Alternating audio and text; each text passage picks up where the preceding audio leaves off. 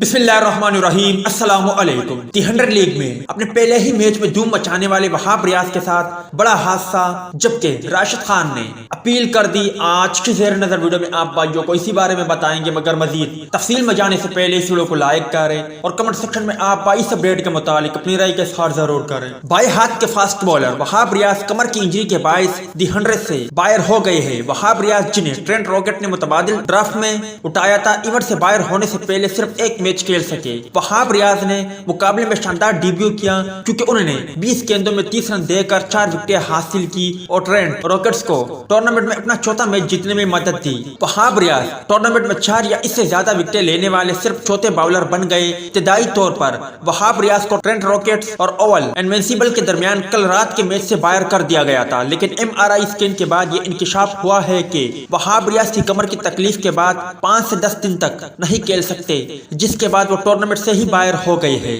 इससे कबल 36 साल वहाब रियाज वीजा की मिसाइल की वजह से मुकाबले में हिस्सा लेने से कासिर रहे थे। उन्हें हेथ्रो एयरपोर्ट से वीजा की वजह से पाकिस्तान वापस भेज दिया गया था। वहाब रियाज ने इस मसले को हल करने के बाद गुज़िश्ता हफ्ते वापस बरतानिया का सफर किया। वहाब रियाज साथी फास्ट बॉलर मोहम्मद आमिर के साथ दी 100 के इफ्तिताई एडिशन में हिस्सा लेने वाले 2 पाकिस्तानी खिलाड़ियों में से एक थे, जबकि दूसरी जानिब अफगानिस्तान क्रिकेट टीम के लेग स्पिनर राशिद खान ने मुल्क में जारी खाना जंगी से परेशान होकर कहा है कि हम अमन चाहते हैं, अफगानिस्तान को तबाह करने का सिलसिला बंद किया जाए। अफगानिस्तान से अमरीकी अफवाज के इनखला के अमल के साथ ही मुल्क में खाना जंगी की सूरत शुरू हो गई है।